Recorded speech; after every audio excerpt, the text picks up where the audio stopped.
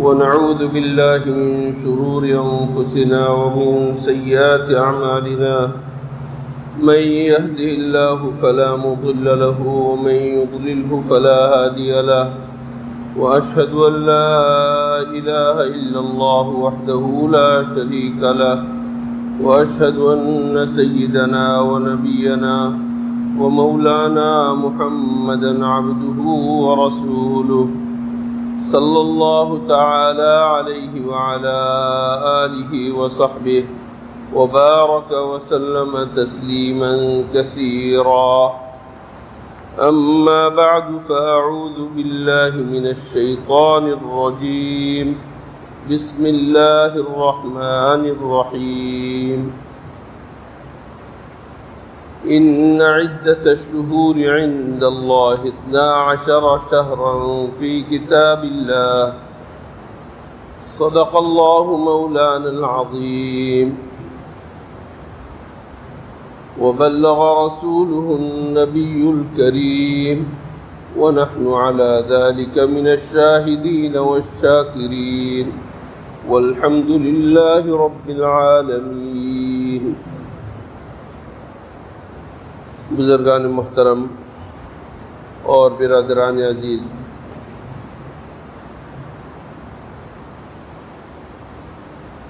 اللہ جل شانہ نے ہمیں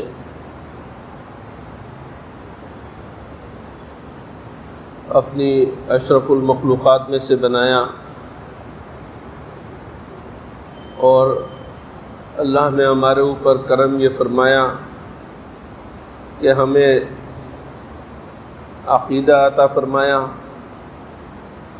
ہمیں مخصوص عبادات عطا فرمائیں، اور ہمیں زندگی گزارنے کا ڈھنگ عطا فرمایا۔ اللہ تعالیٰ نے ہمارے واسطے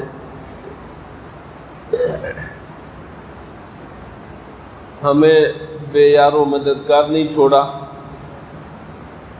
رسولوں کو بھیجا، اور آخر میں خاتم النبیین محمد مصطفیٰ صلی اللہ علیہ وسلم کو آخری نبی بنا کر بھیجا، اور اس نبی پاک کے واسطے سے ہمیں زندگی گزارنے کا سلیقہ عطا فرمایا کہ زندگی تمہیں کس طریقے سے گزارنی ہے۔ ہمیں دیو مالائی کہانیوں میں نہیں پھنسایا، خرافات میں اور توہمات میں نہیں پھنسایا، بلکہ ہمیں الحمدللہ حضور اکرم صلی اللہ علیہ وسلم نے ٹھوس عقیدے دیے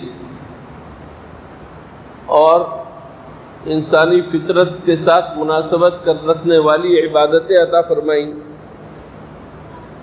دین و دنیا میں راحت رسا معاملات اور اخلاق و معاشرت کے آداب سکھائے۔ یہ اللہ کا بڑا فضل اور کرم ہے۔ میرے دوستو، ہمارے دین میں جو زندگی کا لازمہ ہے کہ یہ زندگی بغیر دین کے چل نہیں سکتی، اس دین کے اندر سب سے بنیادی چیز توحید اور عقیدہ ہے۔ اگر یہ عقیدہ موجود نہ ہو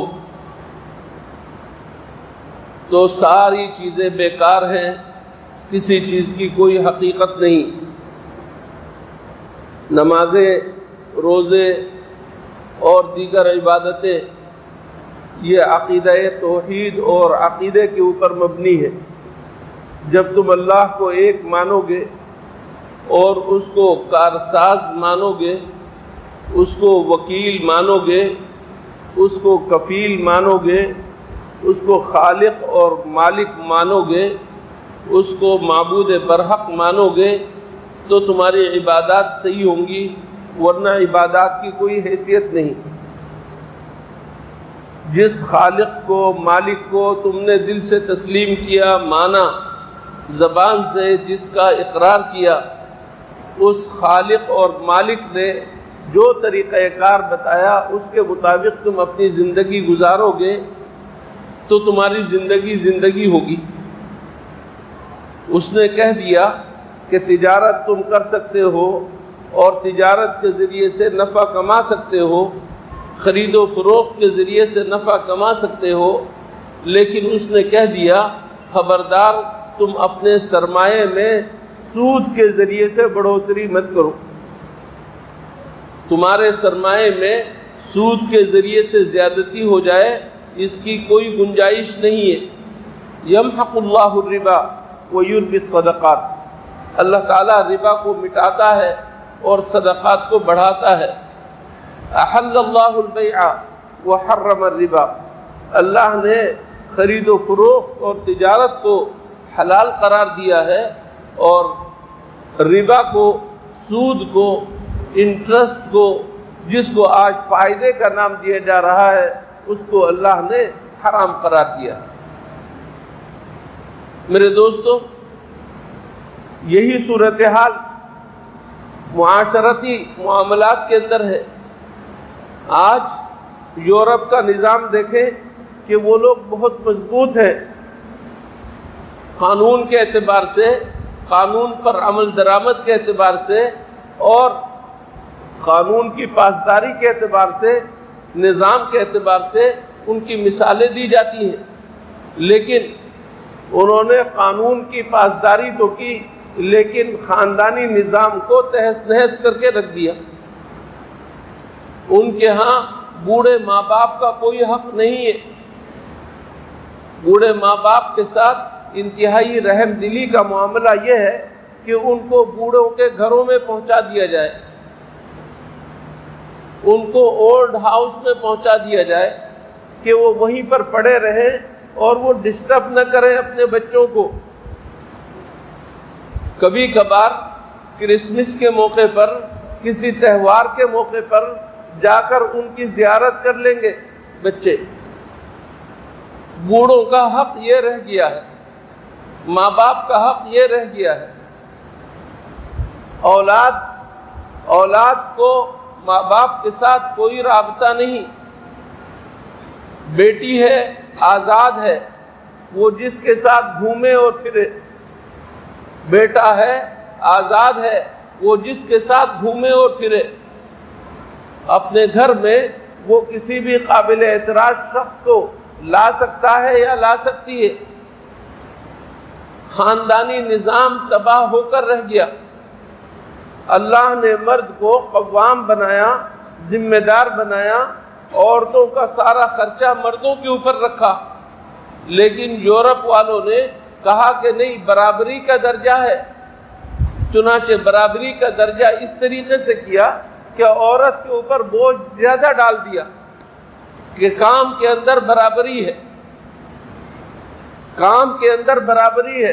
جس طریقے سے مرد کام کرتے ہیں اسی طرح عورتیں بھی وہاں کام کرتی ہیں، لیکن جو عورتوں کی ذمہ داری خاص ہوتی ہے وہ ان کے اوپر مزید اس کے اوپر اضافہ ہے۔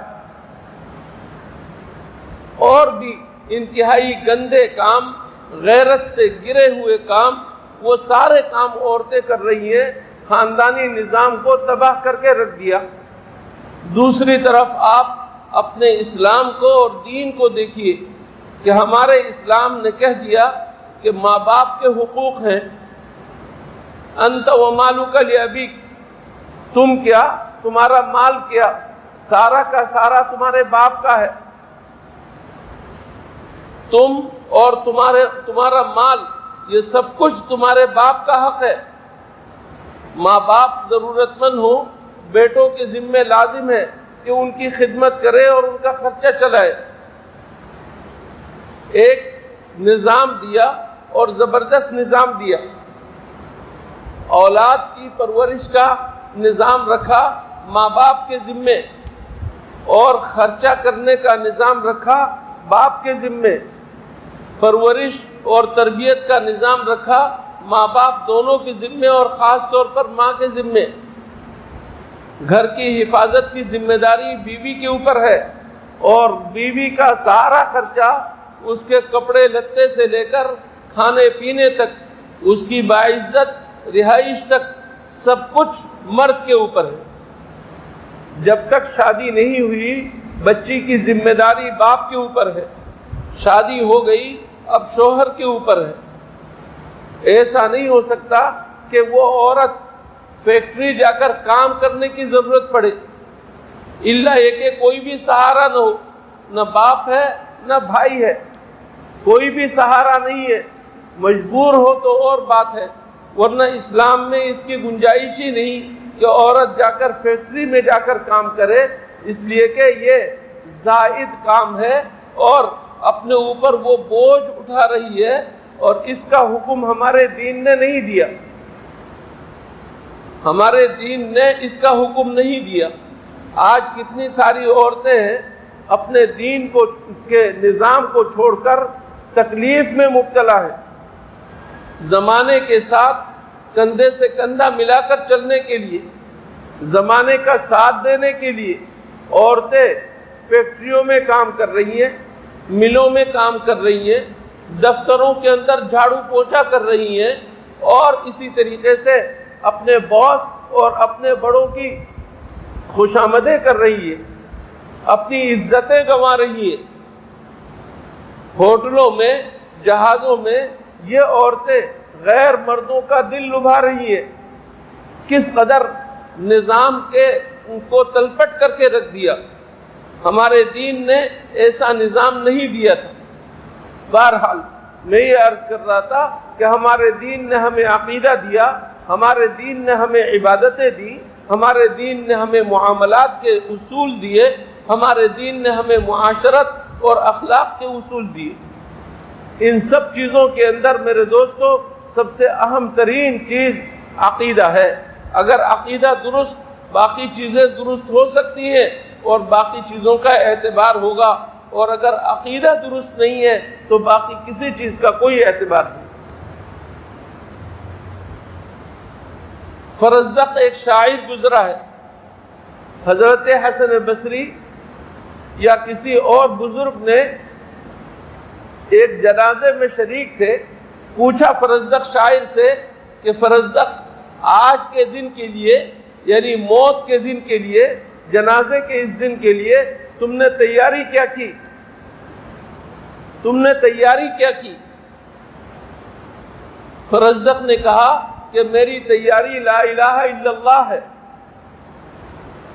تو اس بزرگ نے فرمایا کہ لا الہ الا اللہ تو اصل ستون ہے، لیکن اس کے ساتھ ساتھ تمہیں دوسری تنابیں بھی تو چاہیے، دوسرے کھوٹے بھی تو چاہیے، اور اگر دوسرے کھوٹے نہ ہو تو پھر یہ توحید بھی برقرار نہیں رہے گی، اور دوسرے کھوٹوں کے برقرار رہنے کے لیے اس توحید کے ستون کا برقرار رہنا ضروری ہے۔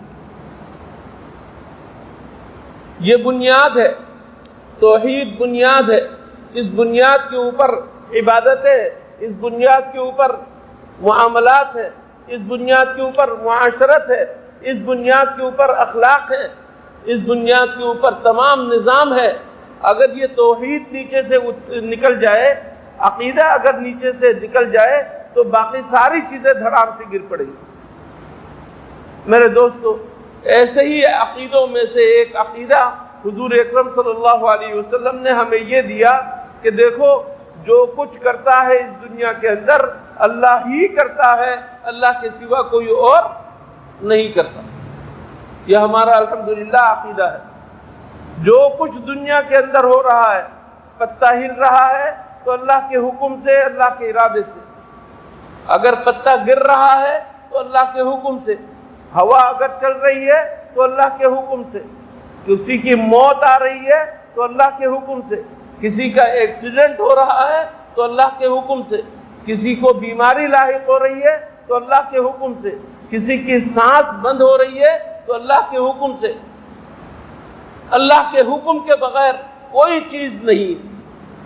اللہ جل شانہ نے ہمیں جو ایمان دیا، عقیدہ دیا، اس کے اندر ایک عقیدہ ہے والقدر خیرہ وشرہ من اللہ تعالی، کہ ایمان لانا ضروری ہے تقدیر کے اوپر، اللہ نے جس کے لیے جو کچھ مقدر کر دیا، جس طرح مقدر کر دیا، رزق مقدر کر دیا، کام مقدر کر دیے، اجل مقدر کر دی، موت کا وقت مقدر کر دیا، یہ سب کچھ اللہ جل شانہ نے مقدر کر دیا، اس کے مطابق ہونا ضروری ہے۔ اس مقدر کے اندر اچھی چیزیں بھی ہیں جو ہمارے حق میں ہمیں اچھی چیزیں لگتی ہیں، اور اسی مقدر کے اندر بری چیزیں بھی ہیں۔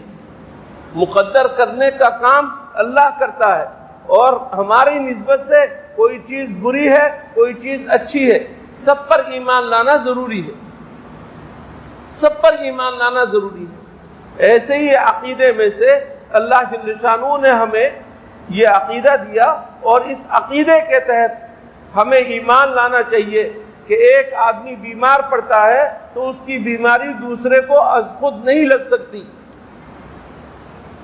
ایک آدمی بیمار پڑتا ہے، نزلہ ہو جاتا ہے، زکام ہو جاتا ہے، اسے کورونا کی بیماری لگ جاتی ہے، تو اس کی وجہ سے دوسرے کو کورونا کی بیماری ہو جائے اور اس کے اندر یہ صلاحیت پیدا ہو جائے، اس بیماری کے اندر یہ صلاحیت پیدا ہو جائے، کہ ہمارا عقیدہ نہیں۔ ہمارا عقیدہ یہ ہے کہ اس بیماری کو اللہ نے اس کے اندر جس طرح پیدا کیا، اسی طرح دوسرے کے اندر بھی پیدا کر سکتا ہے، اور اس نے پیدا کر دیا۔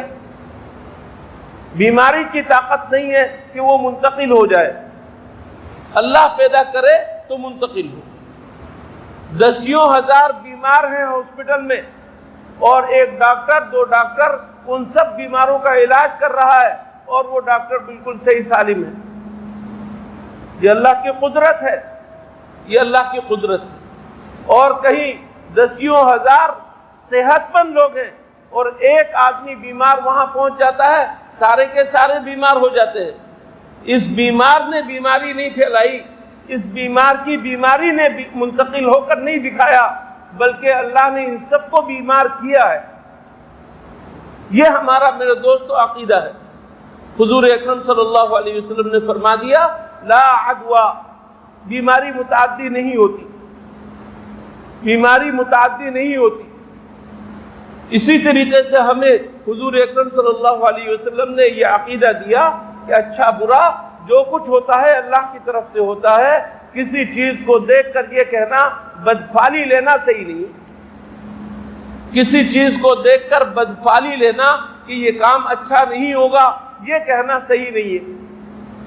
جاہلیت کے لوگ کام صحیح ہوگا یا نہیں ہوگا، پرندے کو اڑاتے تھے اور کہتے تھے دائیں طرف اگر جائے پرندہ اڑ کر تو اس کام کے اندر اچھائی ہے، اور اگر بائیں طرف جائے تو کہتے تھے اس کام کو نہیں کرنا چاہیے، اس کے اندر برائی ہے۔ دیکھیے، ایک بے شعور اور بے عقل پرندے کے اوپر اپنے کاموں کا مدار رکھ دیا، جبکہ اصل چیز کیا چیز ہے؟ اصل چیز اللہ جل شانہ کی تقدیر ہے۔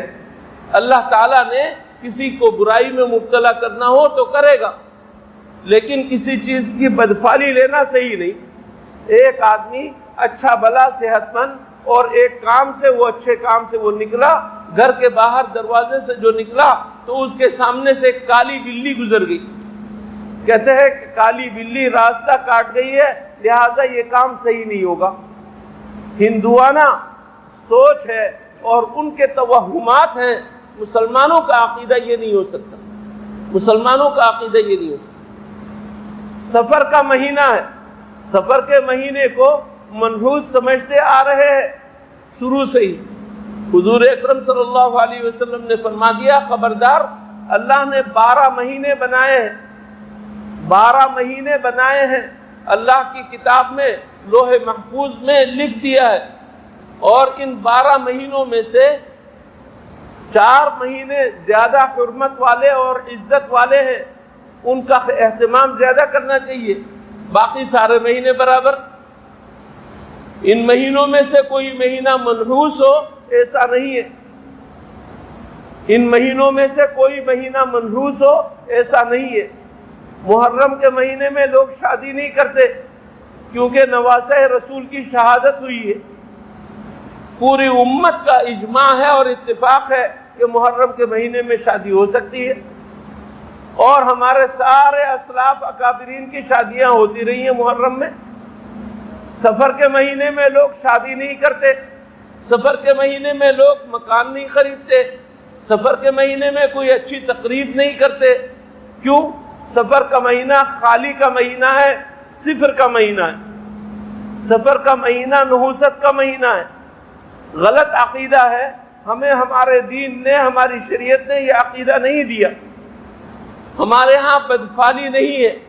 حضور اکرم صلی اللہ علیہ وسلم نے صاف طور پر فرمایا ہے، لا سفر، سفر کے بارے میں غلط عقیدہ مت سوچو۔ کچھ لوگ ہمارے ایسے بھی ہیں بڑے بوڑھے، کہتے ہیں کہ جب شادی کرنی ہو تو چاند کے حساب سے 15 تاریخ سے پہلے پہلے کرو، کہ یہ چڑھتا چاند ہے، بڑھتا چاند ہے، اور چاند کے گھٹنے کے وقت 15 تاریخ کے بعد چاند گھٹنا شروع ہو جاتا ہے، لہذا کہتے ہیں اس میں شادی مت کرو۔ غلط سوچ ہے، جاہلانہ سوچ ہے، ہندوؤں کے توہمات ہیں، خرافات ہیں۔ ہمارے دین نے ہمیں جو عقیدہ دیا، ہمارے دین نے جو ہمیں علم دیا، وہ یہ علم ہے، یہ عقیدہ ہے کہ اللہ کے اوپر بھروسہ کرو۔ جب کوئی کسی کام کا تم نے ارادہ کر لیا، شریعت منع نہیں کر رہی، فَإِذَا عَزَمْتَ فَتَوَكَّلْ عَلَى اللَّهِ، جب تم نے عزم کر لیا، ارادہ کر لیا، تو اب تم اس کو اللہ پر توکل کر کے، بھروسہ کر کے کام شروع کر دو۔ یہ ہے میرے دوستو عقیدہ۔